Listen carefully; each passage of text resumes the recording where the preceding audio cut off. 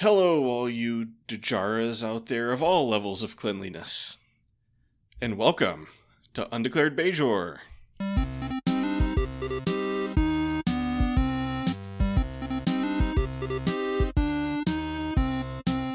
My name is Fletcher, about to say hello is Data. Yo! Today we're going to discuss and review Star Trek Deep Space Nine Season 4, Episode 17, Accession. Alternate title, The Dajara Ealing Limited. Is that how you would pronounce it? Why not? Okay. That's how I'm pronouncing it. Alright. As always, you can expect full spoilers up through the episode being discussed and a possible small number of minor spoilers for later in the series, kept to an appropriate minimum. Accession originally aired February 26, 1996. It was written by James Espenson and directed by Les Landau. Yeah, we know that guy. We know Les Did Landau. you say James Espenson? No, I thought I said Jane. Okay. I was like, wait a second. Maybe I just heard it weird. Either way. So I don't think this is a person we've seen before. No, I think this is her first Star Trek pitch. Well, hold on. So this says she sold 2 story ideas to Star Trek The Next Generation, one involving warp drive damaging space-time, which became the episode Forces of Nature. She then wrote the screenplay for this episode, which I think I would pronounce Accession, but whatever. She then went on, I knew I'd heard the name before, but I couldn't place it at first. She went on to become a writer on Buffy, Angel, and Firefly, and later for Battlestar Galactica. Okay. So I've seen her name in relation to some of those other shows. Interesting. Oh, also Doctor Who. Oh, no, I'm sorry, not Doctor Who. The Doctor Who spinoff, Torchwood. Oh. So she's out there in that sci-fi world. Yep. Oh. So Bashir and O'Brien come home from once again defending Britain from the scourge of the Luftwaffe. Yep. And note that O'Brien's quarters is in something of a messy state. And Keiko's about to come home, so it's time to clean up. So actor Colomini, unhappy with the decision to have O'Brien's quarters in disarray during Keiko's absence. He states, "It was expedient to have some sort of what's considered humor in the script, but I object to saying that this man is incapable of keeping his apartment tidy when his wife is away." That's a cliche. That doesn't... Well, I took it like he was doing lots of projects and stuff. Yeah, me too. Out on, he's like tinkering around with various engineering things, and so... Yeah, he just doesn't have any need to move them when she's not here. Yeah, I think it fits. He's not like... which one was the one from The Odd Couple? Oscar? Yeah, Oscar. Felix was the tidy one. I do wonder where they moved any of that stuff. It's like there's no place in this quarters that you can move all of this stuff. They just beamed it into space. Maybe. Soon Miles is ready to meet the family at the airlock, and there's exciting news. Keiko is pregnant. As with all things family-related, O'Brien is a little uneasy about this. And he seems to have been more interested in trying for a baby than actually having one. Up in Ops, a dude named Vedic Porta brings a couple of newlyweds to be blessed by the Emissary, a.k.a. Captain Sisko. Yep. Sisko obliges, but after they leave, he confides in Dax that he's still uneasy about being the Emissary. Although Dax says she would be all about it. So, don't give that job to Dax. Yeah, Dax would be like, man, I'd be like laying here having them feed me grapes and just, boys walking by in scantily clad outfits all day long. Oh, yeah. It would be like, it's like all Bajoran males must wear Speedos at all times. So says the Emissary. Right. I am the Emissary. But almost right on cue, he gets a call that something is coming through the wormhole. It's one of those old sailboats, like the one he built. The same exact model from the previous episode. And it looks in pretty bad shape, which leads me to have a couple of questions. But readings indicate that the ship is about 300 years old. So is that 300 years old? Does that mean it's like the ship itself is 300 years old, or it's a 300-year-old design? Yeah, because the ship shouldn't be 300 years old. I know what you're saying. So that was my first thought also. I don't know. But maybe the prophets moved him through time, but didn't feel it was necessary to move that through time. They just left it actually in there for 300 years. Sure, let's go with that. Anyway, it's really old. Yep. And there's one life sign aboard, a Bajoran. They beam this passenger to the infirmary, and he introduces himself as the Emissary. What? But Sisko's the Emissary. This guy is just like the presumption on this dude to just instantly declare himself the Emissary to the first people he runs into is pretty incredible, actually. I mean, based on his story, because no one ever heard of the wormhole before him, right? Right. Although, wasn't there an ancient text that someone saw the celestial temple open up or something like that? I think that was like a vision or whatever. Well, because remember, I think it was in like the very first episode, which is called Emissary. Right. When they were like looking through old like Bajoran text or something, and they found one of a guy who was like flying through the Denorius belt, and then the temple of. But I guess he didn't go inside it, so he's not the emissary. Yeah. I mean, I assume that other people have spoken with the prophets, not necessarily gone into their temple or whatever. Well, they speak through the orbs, right? So. Through the orbs. That's what I was about to say. At the very least, through the orbs, if not in other ways. So he's just like, well, I spoke to the prophets, so I'm clearly the... Right. And I went into what I assume is their temple. So, yeah, I'm the emissary. Deal with it. I mean, I think it's fair. I think he's justified. Like, a big gold thing opened up and he flew in, and some aliens took him in and healed him, and then sent him back. I think, that would be a pretty remarkable experience. I might liken that to an old prophecy, too. But yeah, he recounts this tale of sailing into an ion storm and getting impaled on a girder. And then the Celestial Temple opened up and took him in, where he had the standard prophet encounter experience of a bunch of really weird dudes who look like people he knows saying weird stuff at him. Yep. Then they healed him and spit him back out. Over 200. Yeah, over 200 years later, as he soon discovers. They ask his name, which he gives as Akoram Lan. Kira immediately recognizes him as a famous Bajoran poet. But he's a little surprised to learn his work has endured so long. He's like, I mean, yeah, I write some poetry. Yeah. He's like, oh my gosh, you're so amazing. So there's a note that Ira Stephen Bear really wanted David Warner for the role of Akoram. I don't know if you're familiar with David Warner off the top of your head. Well, I mean, that's the guy from Star Trek V. And Star Trek 6. The Chancellor who gets assassinated in Star Trek 6. Yep. Gull, what's his face? Yep, Gull Madrid. Yeah, so he's like, hey, I want this guy. And they talk to him about it. They're like, David Warner, hey, you want to come play this role? And David Warner wanted to do it.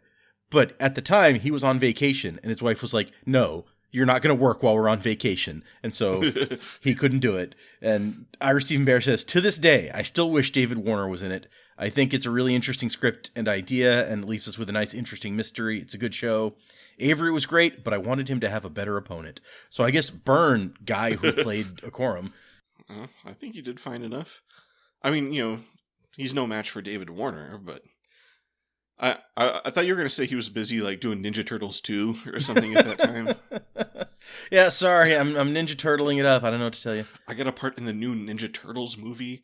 I don't have time for your rinky-dink little TV show. So this guy is Richard Libertini. Uh-huh. That's a hell of a name, Libertini. Okay. What's he in? He died a few years ago, so he hasn't been anything for a while. But before that, anything big? Just, episodes of various TV shows. Oh man, the Drew Carey Show. How often do you see that one pop up? Someone had to be in it. Yeah, it's true. And then 3 episodes of Law and Order, 4 episodes of Jenny. Oh yeah, Jenny. 1 episode of Deep Space Nine, 3 episodes of Murder, She Wrote as different people, 2 different lieutenants, which is funny. Nice. 13 episodes of Pacific Station. I misread that. And man, 3 episodes of DuckTales as Dijon. Oh. Yeah. That's the dude. Yeah, from the DuckTales movie. Yeah. Yeah. Wasn't his name like Dijon Mustard or something like that? Probably. It just says Dijon here, but yeah, I mean. Maybe just my brain always made it that. Yeah, right. Not surprising. Yeah. So I'm good on David Warner's wife for laying down the law. Yeah. Don't let him blow off your vacation. Although it's got to be like, oh, come on, another Star Trek. I think I'm going to stay on this vacation. I mean, they could have gotten him for another episode later in the series, which they didn't do. So I'm, right. No, only this role was made for David Warner. Did you read the thing about Matt Damon about how he had told his wife he was going to stop acting unless Christopher Nolan called? And then Christopher Nolan called and was like, "Hey, do you want to be an Oppenheimer?" So he was like, I got to do it. Christopher Nolan called. So does that mean he stopped acting? He is now stopped acting now that that's gone, or I don't know. I guess he hit the threshold of Christopher Nolan calls, and then he can't quit now. I guess Christopher Nolan called, and that completely nullified his acting promise. So Akorum is also surprised to find that Kira is a soldier, as her family name indicates membership in the artist Dajara, referencing an archaic Bajoran caste system.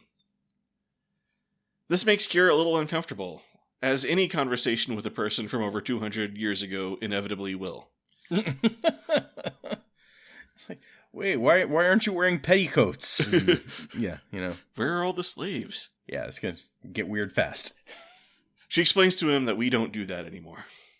It's like, oh, that's not really appropriate to say anymore. It's not your fault. You didn't know, but it's like we're kind of past the whole Dajara thing.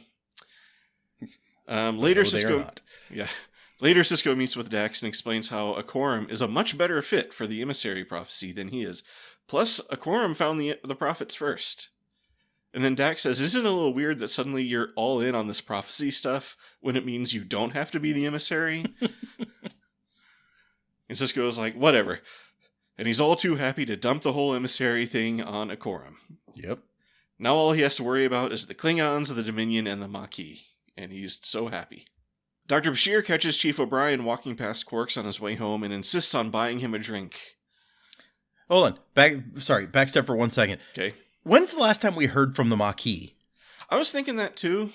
But, I mean, they do get name-checked every once in a while. Yeah, okay. That's fair. I'm just like, are you really that worried about them? Like, okay. I mean, I'm trying to think. Definitely they were mentioned in Indiscretion. Okay. Mm-hmm. Because that guy said that if he knew Dukat was calling, he would have called the Maquis.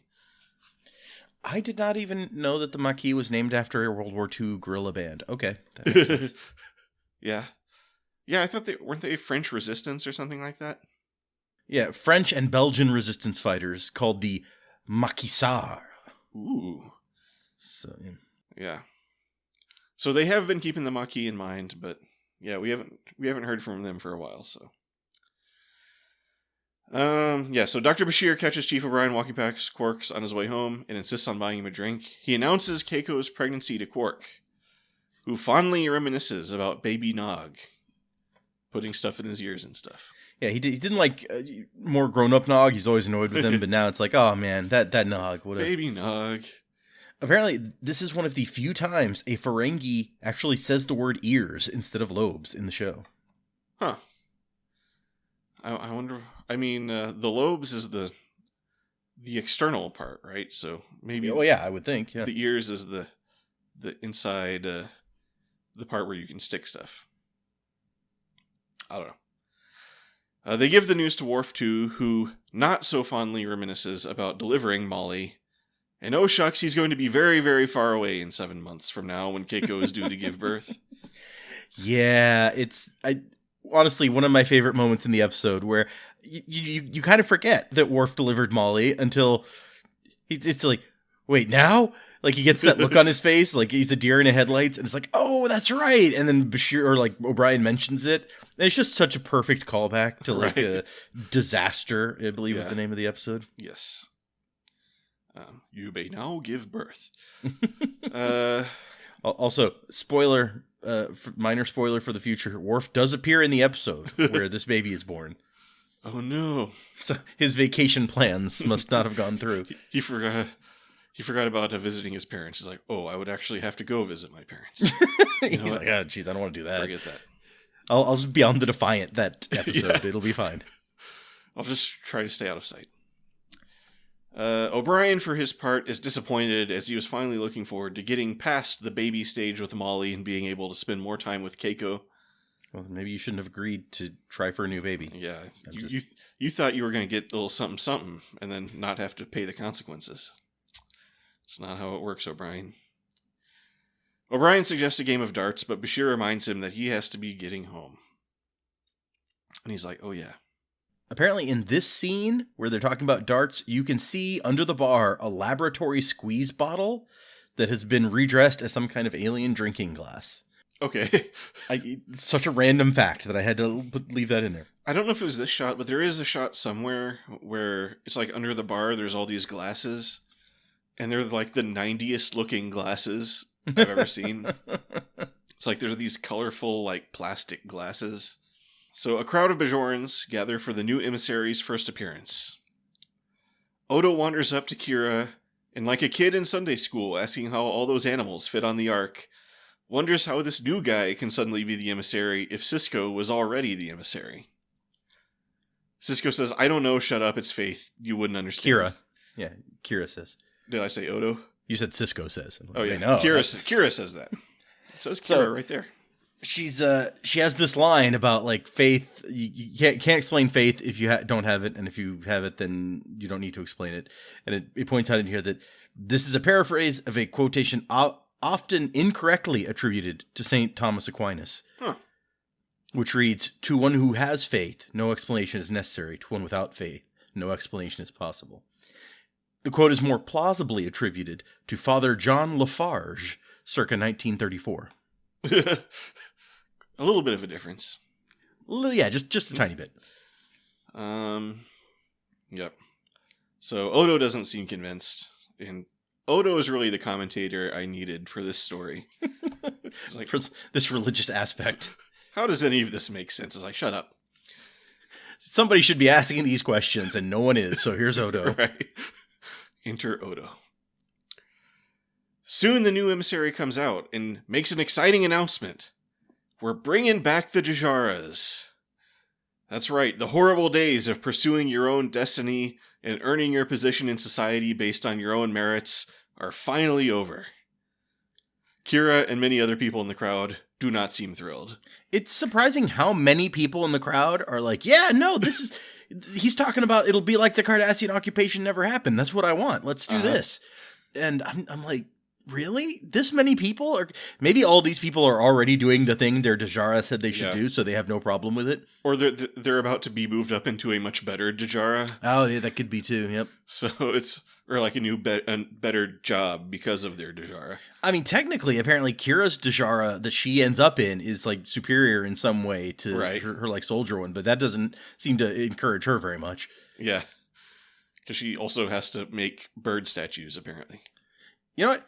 Sorry, I was still thinking about the Odo thing. Technically, to a religion, Odo is a god, so maybe he's like the perfect one to comment on like the gods of other religions. True, he's their equal. I mean, he's even... Well, I mean... No, I was thinking back to the episode where... with the Jim Hadar guy who was like, you know, I have the benefit of having gods that are actually real and don't suck. Right, yep. But yeah, Odo was not in that episode, so never mind. Anyway, so Cisco is streaming the speech live on his laptop. And also does not seem thrilled. Well, yeah, I mean, this is a horrible idea. Yeah. This guy's just, like, he's like, well, this is what I'm used to. And when I was around, stuff was good. So obviously this must be the trick. Yep. It must have been, it wasn't the whole 50 years of occupation that made things bad. No. It was just that you don't do Dajaras anymore. Maybe if they'd been doing their Dajaras better, the occupation never would have happened. Ooh, true. I think that's a fair theory. But yeah, so Cisco calls in the emissary and Vedic Porta, who lay out their grand plan to get the Dajara system written into law, so they can punish people who want to pick their own job. Yep. Sisko's like, well, that's a big no-no in the Federation for what I had hoped were obvious reasons. So obviously this will be a deal breaker for Bajor joining. And the emissary's like, well, Kai Wynn is cool with that, and so am I. And he's like, yeah, I kind of figured. I think this guy doesn't understand the interstellar politics very well yet. I mean, because once again, you're getting rid of the Federation. It's just like, hey, Cardassians, please come and take us over again. Yeah, exactly. Like, that's been the thing. And I don't understand Kai Wynn's motivation to still be opposed to entry to the Federation. Maybe she legitimately believes that this guy is the emissary and that what he says is what the prophets want. That's the only thing that I could think of that makes sense for her to be like, yeah, screw the Federation. Yeah. But she's never liked the idea of entering the Federation, so I don't think that that's it. So it's just baffling to me that she would still be on this train of, any excuse I can find to get rid of that Federation membership thing. Because now it's not only the Cardassians, it's the Klingons who may show up and be like, hey, you know what? This looks like a nice planet. We want it. Yoink. Yep. Hey, look at this nice wormhole. I think it's just, Kai Wynn doesn't respond to people giving authority to anybody but her. Well, yeah, but this is kind of giving a lot of authority to the emissary. Like, True. That should honestly be her biggest threat, is to allow someone, because she's the religious leader of Bajor. If you allow someone else religious authority on this level, then it almost makes you unnecessary. Yeah, maybe she thinks she can, manipulate this emissary or something. Could be, yeah. I mean, because you're kind of in the same boat, because Sisko was already the emissary. Yeah, Sisko never tried to take, an active part in directing what Bajor should do. He let Kai Wynn be in charge of telling them what religion said they should do. But it's like, what if, Sisko clearly doesn't like her. What if he ever came out and said, hey, no, Kai Wynn is bad? That's true. You don't want to take that risk. I assume Kai Wynn's Dajara says that she's allowed to be a priest or whatever. Yeah, probably. And then the first minister has to go back to being a farmer. I mean, he was a farmer. I guess his Dajara is also a farmer, coincidentally or whatever. So, sure.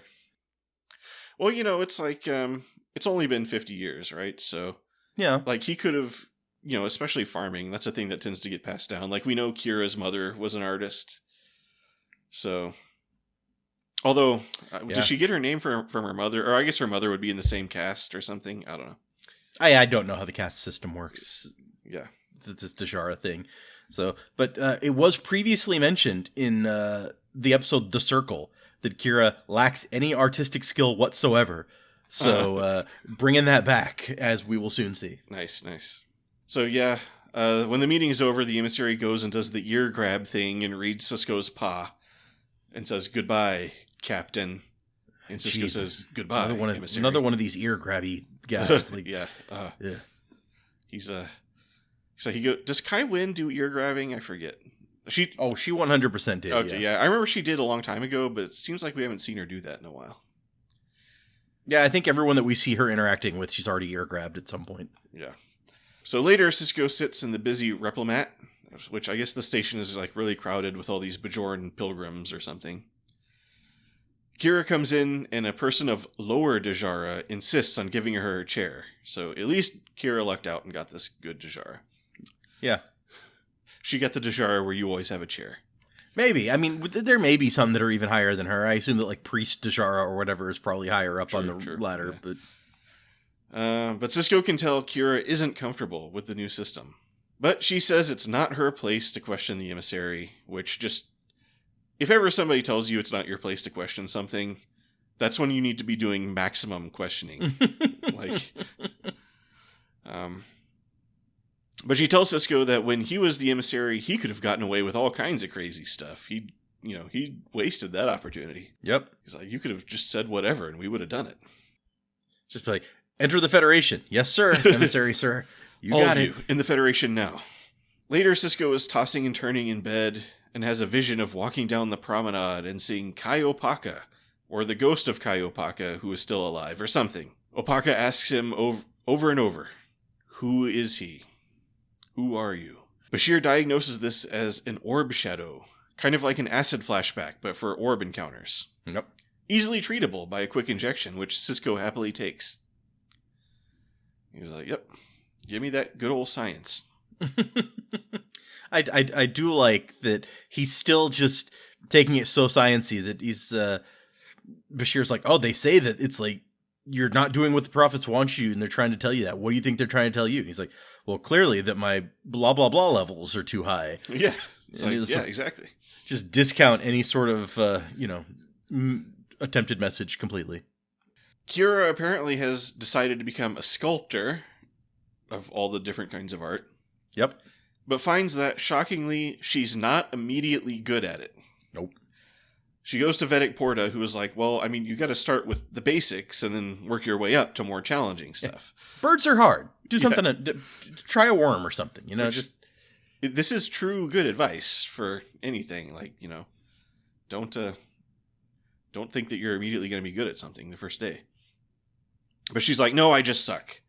But he's like, well, that's because you haven't gone all in and quit your dirty non-Dajara job. Yeah, this guy's transition from beginning of episode, like, you know, nice priest man to like hardcore zealot is really jarring. Right.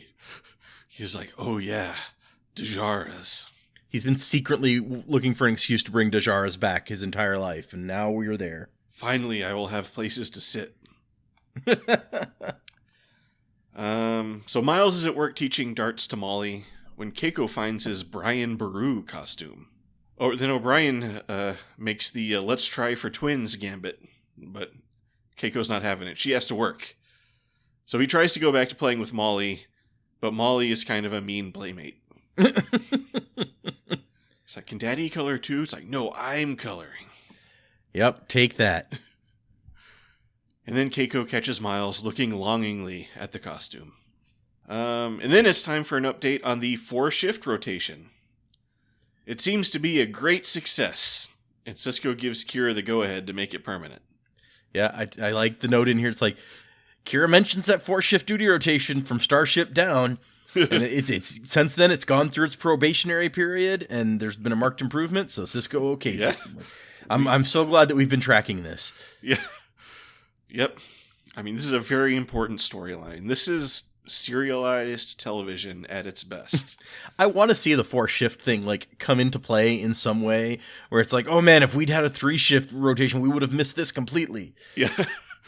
Or just like Chief O'Brien's like, man, this 4-shift rotation is really great. Or like someone plots some sort of heist on the station to like land right at shift change, but they were going by the old 3-shift rotation schedule, and when they've switched to 4-shift, it's like actually right in the middle of somebody's shift, and they nab them. And then they're in jail, and the whole time they're talking, it's like, man, this 4-shift rotation really, it's a well-oiled machine. Yeah. No wonder we were foiled. All those things are going to happen in future episodes. Don't worry. Yep. There's an episode called 4 Shifts, and it's all about. I want that like a Lower Decks episode, or like Data's Day episode where it's like a real time sort of, or not real time, but you know, like day in the life of, right. But like it's called 4 Shifts. Yeah. Oh yeah, or just like just like show station operations from shift to shift to shift. Yeah, or like cool. 4 Rooms, that movie with the 4 different directors, and you can have 4 different directors directing each of the shifts. That's a cool episode, man. Pitch that. Yeah, go back in time and pitch that to the 1990s DS9 producers. If you're listening, once again, I am available. We got to find a way to get this podcast back in time to them. Yeah, they're gonna be like, "Wait, pod what? What? Is that something? Do you throw pods, or how does that work?" But anyway, Kira is also like, "Hey, there's this other major you should get to know." But Sisko is in a foul mood because Starfleet is clearly planning on blaming him for the Bajor situation, and also he kind of blames himself. Well, yeah, he was like, oh man, Starfleet's going to love this so much. And then immediately Starfleet's like, you screwed up, pal. Yeah, it's like, what the heck is going on? To rub salt in the wound, Kira tells him her plans to resign and go off and start an art apprenticeship on the planet. And then Sisko and Kira have a nice moment where he basically says that she's irreplaceable. Which, yes, it's sweet and all, but I feel like any career officer in Starfleet would be used to, like, your first officer is going to go and get promoted and Sure. become, a captain or something, or move on to something else that they want to do. He seems unusually affected to me by this. Yeah, and we've also done the story before in, what was it, The Circle? So. Yeah, that's true. But they've bonded, so it makes sense. Then O'Brien finds Bashir and Quarks playing darts with Morn, who isn't doing so great at darts, but is big pimpin' with a couple of Dabo girls. He really is. Maybe that's how Bashir got him to play. Is like, hey, I'll put a girl on each arm for you. Yep. Neither Bashir nor O'Brien is evenly matched with their new partners, and they talk about how great and evenly matched they were. Also, Bashir forgot to cancel the Battle of Britain today, so he loses his deposit on that. Quark seems weirdly upset about it when I'm just like, I mean, you're not having to refund it. You could sell this time to someone else. You should be happy. Yeah, I know. The note is, Bashir and O'Brien order several pints of ale throughout this episode and never finish any of them. In one case, O'Brien leaves after having no more than a mouthful. Yeah, I noticed that the first time when he went in, although he already had said that he's has to get home. Right. But he takes one sip of beer and then leaves. I was kind of wondering what they were using for that beer, though, because it looks like real beer because it does that beer foam line thing on the glass. Yeah. But I was like, there's no way they're drinking all this beer on set. So it was he was drunk by the end of this day. So oh my god, because especially in that one scene, he gets through at least half that glass. So maybe they were just sipping on it over and over throughout. It also must have been a continuity nightmare. Oh, yeah, drinks in a see-through glass always are, I feel like. Yeah. Like in that scene of The Big Lebowski where the level of his White Russian changes 8 different times over the course of the scene. Well, yeah, I mean, is that the one where he gets shoved around in the car and stuff? Because, he's you see it spilling and then it's fine. Yeah, no, it's the whole thing. The whole drink falls out, when he gets shoved into the car, then when he's in the car, it's right up to the top again. Hey, man, got a beverage here. Got a beverage here, man. Hadn't you considered that, man? Or hadn't that occurred to you, man? It's no, dude, that had not occurred to us. It had not occurred to us, dude. So, yeah. And then I guess, O'Brien has to go home. They're not going to do the Battle of Britain with Morn, although I would love to see that. Oh, absolutely. Oh, I mean, I guess Morn is a pilot. True. So, yeah, he might be able to pick it up. Yeah, true. Anyway, Sisko gets a call that there's been a death on the promenade. Turns out one of the Vedics from an unclean Dajara refused to resign, so Vedic Porta killed him. And he seems quite proud of himself, too. He's so cheery. He's like, did anyone see what happened? Oh, I saw it. Yeah, I pushed him. I saw it when I was doing it.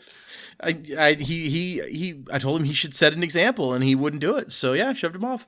Is that the punishment? It's if someone in an unclean Dajara is a Vedic, do you have to kill them or something? I feel like at the very, he was at the meeting where they're yeah, we're going to try to get this written into law. Wait till the law's passed. Yeah, exactly. Before you start murdering people, at the very least. Because just that guy's going right to jail. Maybe he thinks he's going to be some kind of martyr for the cause or something. The pro-Dajara cause. I bet he feels real silly after the end of this episode. Yeah. Sisko is not pleased. He meets with the emissary, who was well, what you gonna do? Yeah, I mean, it sucks that this kind of stuff happened, but listen, if that guy had just gone with his Dajara, this wouldn't have happened, right? Yeah. Not going with your Dajaras is the source of all evil on Bajor, clearly. Yeah. Sisko's okay, I regret letting you be the emissary now. And he's yeah, tough rocks. Yeah. The Quorum is well, I found the wormhole first. So even if you challenge me, I'm going to win. And Sisko's well, let's just go into the wormhole and ask the prophets who the emissary is. So that's what they do. Yeah, I mean, completely logical plan. Sure. When you're man, what do these people want? If only we could talk to... Oh, hey, yeah. There is a way we could talk to them. And it also makes complete sense that a quorum is 100% yeah, this is a great idea. This will settle the issue because he believes that he is right. Yeah, he believes he's the emissary, so... So, a quorum makes the case to the prophets that he was first, but they have no concept of first, obviously. Nope, no dibs in Prophet Land. So obviously, as usual, they speak cryptically, but it seems that they intend Sisko to be the emissary, and also that they are not all about bringing the Jajaras back. No, it's an interesting thing because they keep calling him the Sisko in a significant way, and then the other guy is just some guy. So, like, that should be your first clue. Yeah. It's like, oh, hey, the Sisko. And wait, who are you? Were you the guy that we, like, healed that one time? He was like, oh, this isn't off to a good start. Yeah, no. So Akorum is like, you guys should have just let me die. And the Prophet's like, oh, we can do that. Yeah, well, totally. We can totally do that, yeah. We can send you back to your own time and let you die. But Sisko was like, okay, whoa. How about you return him to his own time, but you still heal him? And they're like, okay, whatever. But he's not going to remember any of this for some reason. Maybe fix that ship, too. Oh, yeah. All I'm saying. Yeah. Also, can you, like, spruce up my ship so I don't die out in space? Which they didn't take the ship back in there. He must have, like, they must have made him a new one or something. Yeah. But yeah, Akorum is like, let's do that. I want to see my wife. So I was like, a non-creepy, consensual memory wiping plot. Yeah, there you go. This is how you do it. So they send him away and then tell Sisko that he is of Bajor and send him away too. He's like, wait, what does that mean? Don't worry about it. Bye. So Keiko is trying to work when Miles comes in from putting Molly to bed. She tells him she's busy for the next couple of hours and he can go do something if he wants, but he says he'll just stay right there and read. And she's like, ugh. Well, he then proceeds to sigh dramatically several times. She's just like, I think Julian is really depressed. And O'Brien's like, yeah, can't blame him. No family to go home to. Just the lifestyle of a young, good-looking single doctor banging his pick of hot Dabo girls every night. Maybe I'll go spend some time with him and cheer him up. And Keiko's like, yes. And then she calls Julian and gives him the same speech. Yeah, about the single doctor banging Dabo girls. Right. It was a weird speech from Keiko, but it totally made sense. It's like, O'Brien, it's like, what did he say? Banging all these Dabo girls? Anyway, can you please just keep my husband busy while I'm trying to do my work? Then Kira presents Sisko with one of her ugly bird sculptures and says he did a good job on his speech, which I imagine went something like this. So it went like this. Okay, so I know you might find it a little weird and suspicious that I went into the wormhole with that other emissary guy and only I came back out. But what happened was, and then someone cuts him off, is like, are we still doing the Dajaras or not? And he's like, no. And then everybody's like, yay, emissary! It kind of reminds me of the Stonecutters episode of The Simpsons. Yeah. When it's like, as soon as Homer starts saying stuff that's unpopular, like, they're like, okay, actually, you're not the or it's like, we're not Stonecutters anymore, or whatever. Yep, we're out. No Homer's Club. But yeah, I totally believe that the Bajoran people were more than happy to just, like, forget the whole Dajara thing. Yeah, if only the prophets had just wiped all of their memories too. Yeah. Also, weirdly, Akorum's unfinished poem, Call of the Prophets, is now finished, but Kira can still remember it unfinished for some reason. Yeah. In what is, without a doubt, the laziest time travel writing that has ever been done, where it's like, yeah, apparently the past was changed, but we just don't remember it, and the change wasn't major enough that it made any difference, so yay. Yep, the prophets work in mysterious ways, so shut up and don't worry about it, say the writers. It turns out that after he got home, him and his wife had kids after all, and their granddaughter is Major Kira. Ooh, wait, is that like a canonical thing, or are you No. Okay. No. I was like, I made that up completely. Did you? I guess you still haven't seen those new Futuramas yet, have you? No, I don't have Hulu. So there's one where it's like Professor Farnsworth needs to like get in his time machine and go back in time, and he's like, and to prevent any incidents of people becoming their own grandfather, I will be going alone. And he like looks at Fry, and then gets in his time machine. That's fair. So, yeah, a man comes up to it with his daughter and asks if Sisko can come to her 14th birthday ceremony and say a blessing, and he's all too happy to say yes. The end. Yeah, I wonder how all those people felt who had gotten emissary blessings from Sisko, and then it turned out he wasn't the emissary. Although, according to Kira, he was anyway, but he's not. Right. Yeah, it was a whole thing. Maybe they just have that same logic. I bet there's a bunch of people who got blessings from both emissaries. Yeah, and they feel like double blessed now. Yeah, that's the way.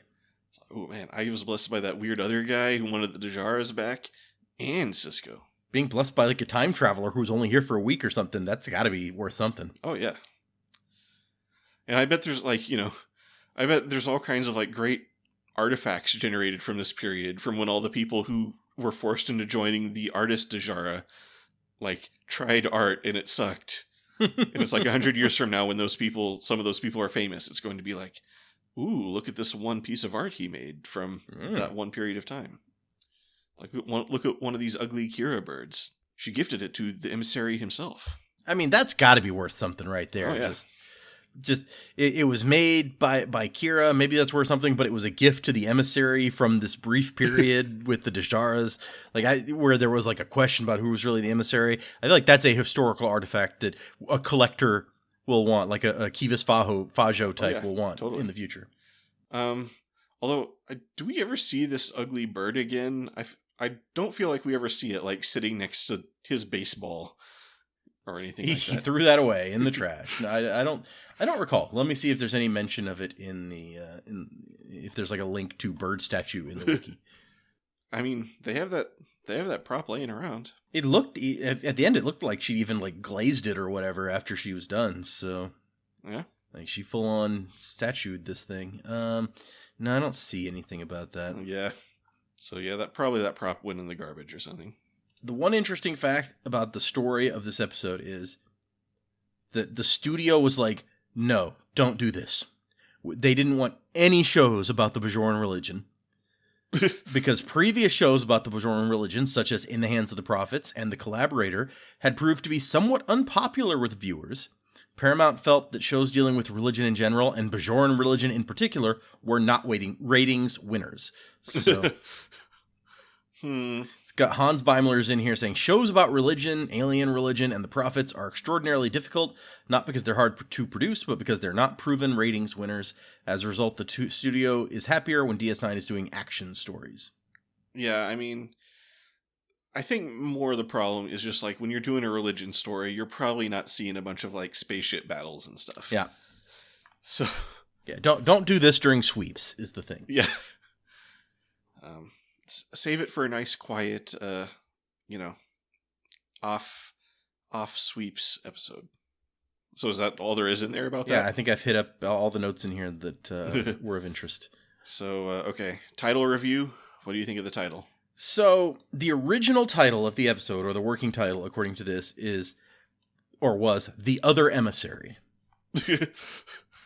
Maybe a little too on the nose. A little on the nose. So, then I went out and looked up the definition of this word, accession, or accession, however you want to say it. Uh-huh. And according to Wikipedia, according to Google, the definition of the word, there's two definitions. The first one is the attainment or acquisition of a position of rank or power, typically that of monarch or president. Mm-hmm. So that makes sense.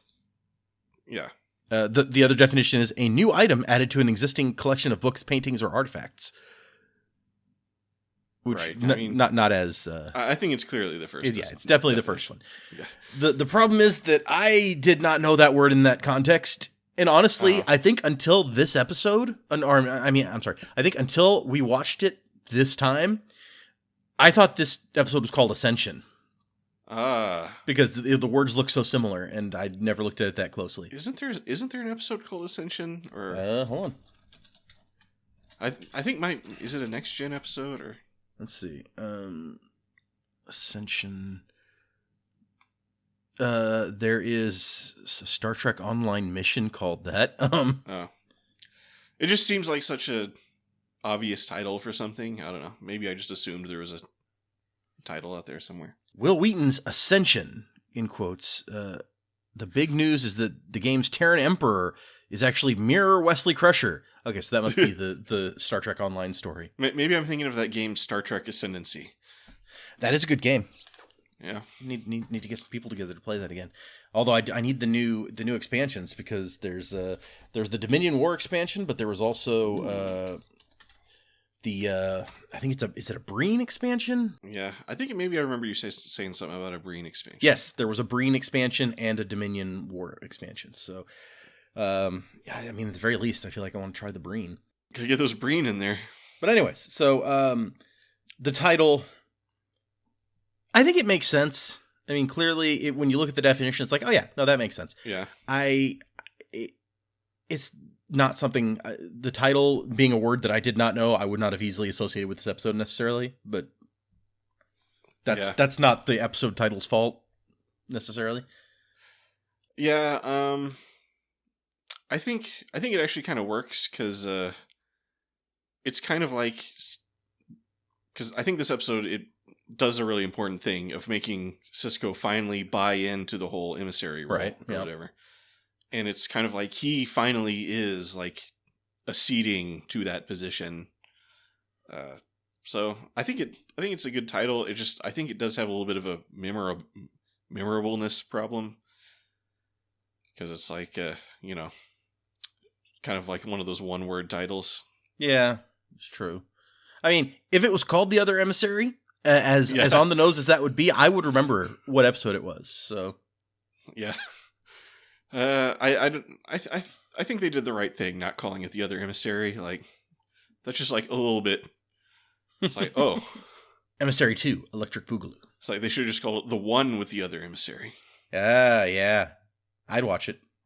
So, how do you feel about the episode Accession or Accession? This one's a tough one for me.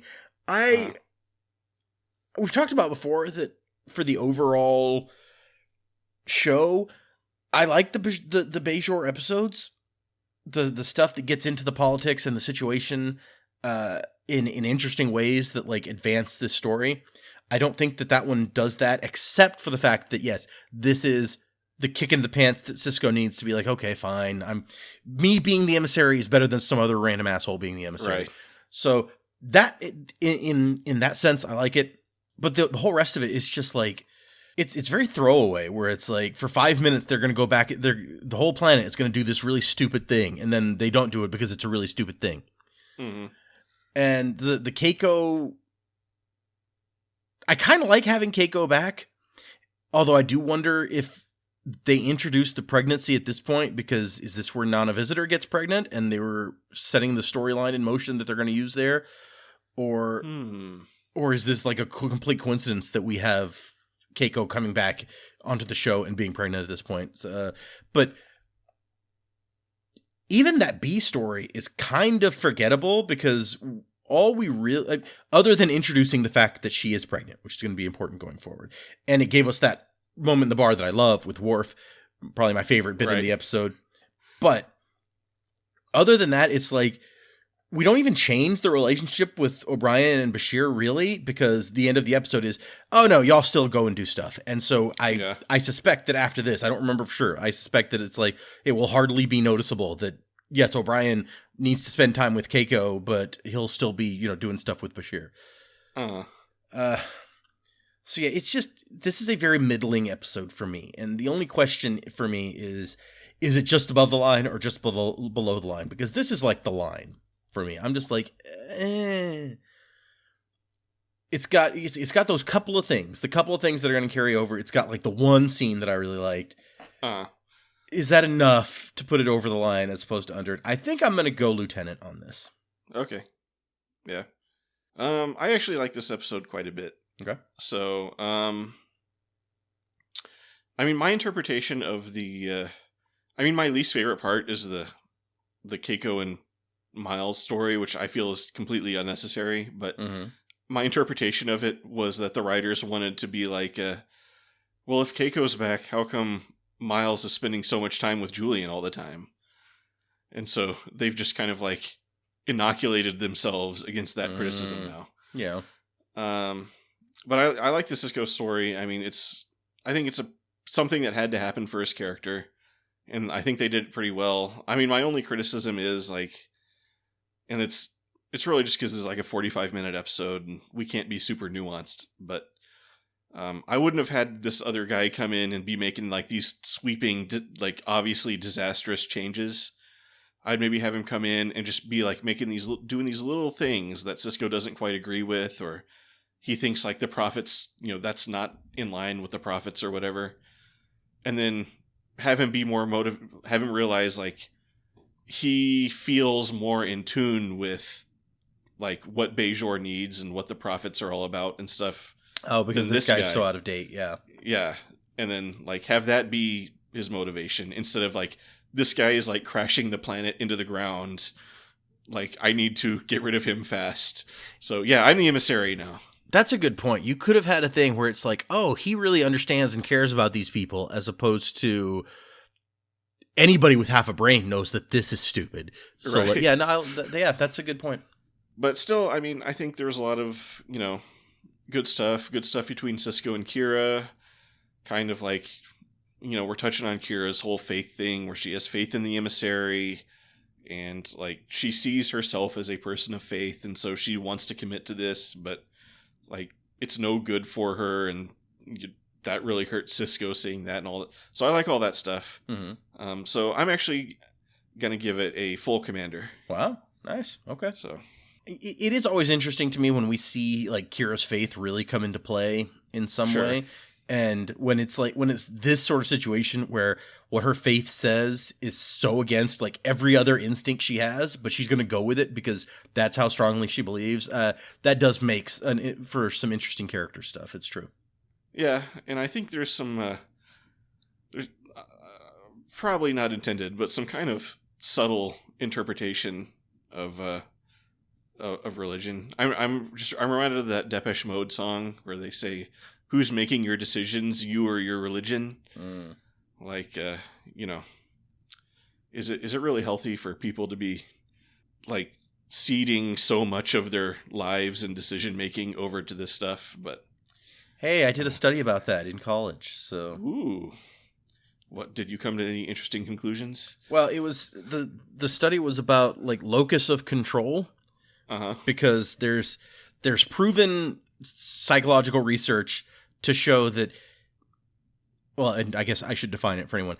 Locus of control is like who you feel is in control of your life or what you feel. So that you can have an internal locus of control where you feel you're in control, or there's various external loci of control. Like you feel that chance or fate is the real controlling force in your life, or you feel that powerful others, so like your boss or your parents or somebody, are the controlling force in your life and they're controlling your decisions, that sort of thing. Mm-hmm. So the question was, because research has previously shown that the mental health results of an external locus of control tend to be very negative. You get more depression, you get more anxiety, more all these bad things if you feel you're not in control of your own life.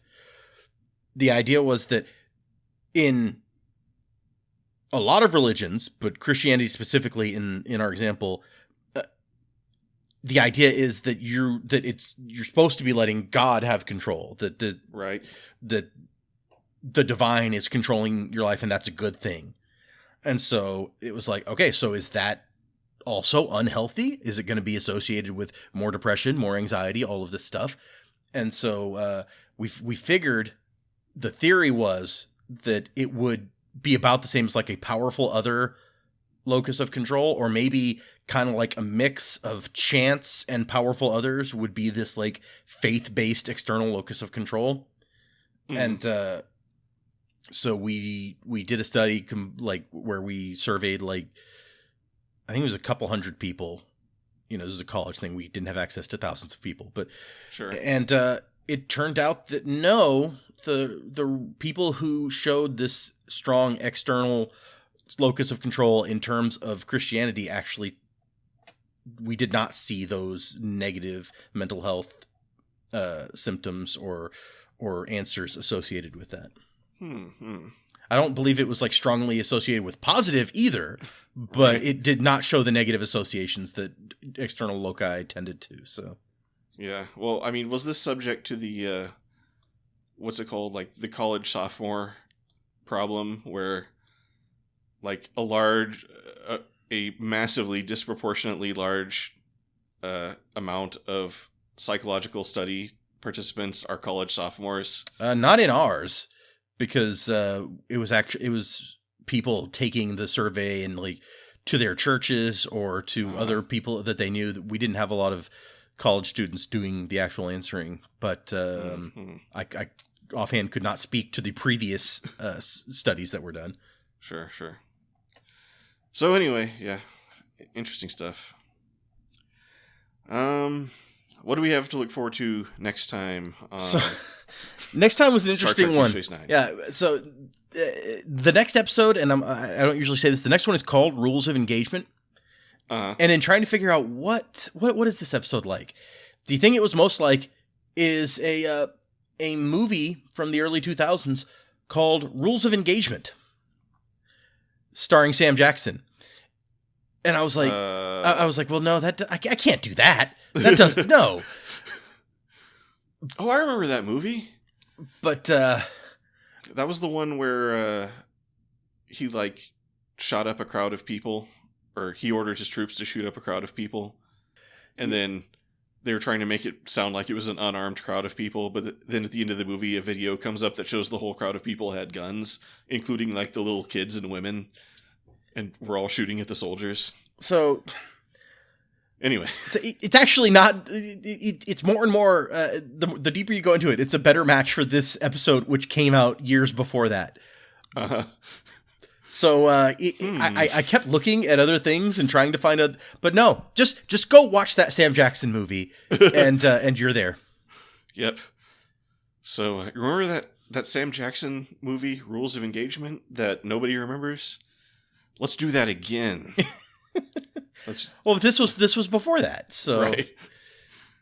All right, so yeah, we'll look forward to that.